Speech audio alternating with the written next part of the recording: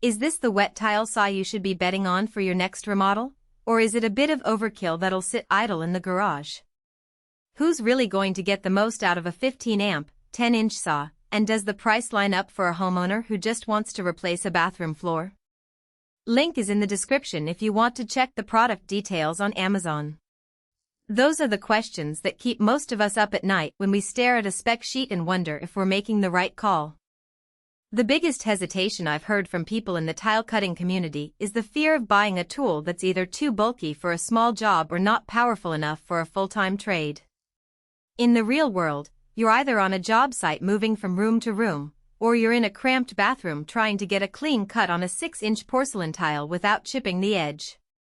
The DEWALT D36000S tries to bridge that gap, and the way it does that tells you a lot about who it's really for.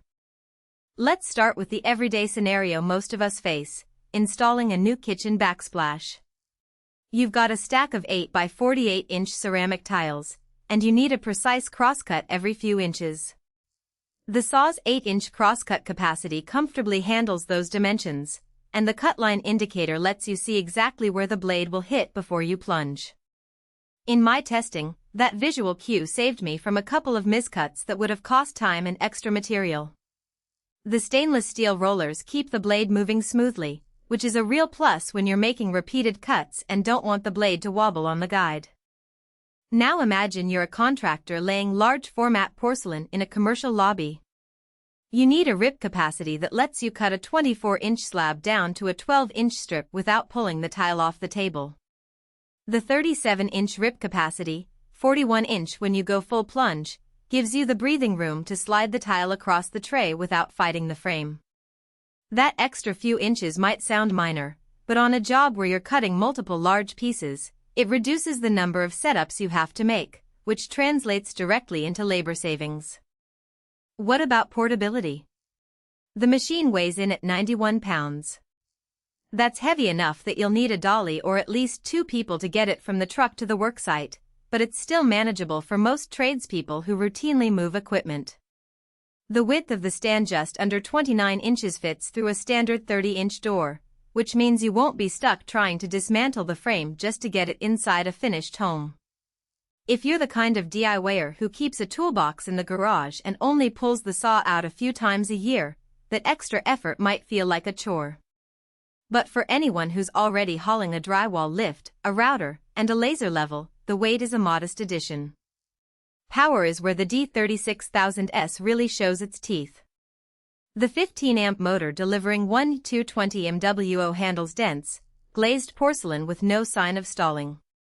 I ran a quick comparison on a set of 6 mm thick porcelain tiles and the blade kept a consistent speed, leaving clean edges and no chipping. If you've ever tried to cut thick stone on a lower-powered saw, you know the difference. The motor's grunt prevents the blade from bogging down, which means you spend less time recutting and more time moving on to the next piece. On the downside, the water management system, while effective, does require a steady supply of water and a proper drain.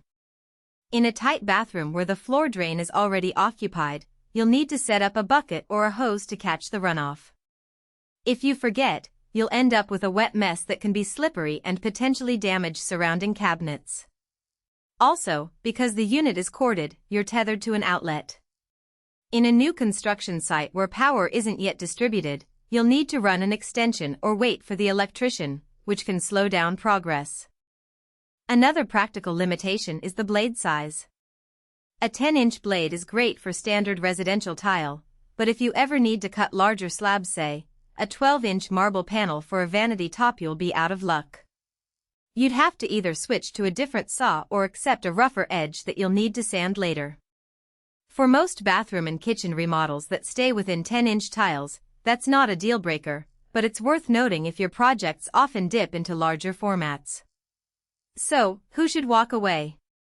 If you're a homeowner who only needs to trim a few 12 by 12 ceramic tiles for a DIY bathroom,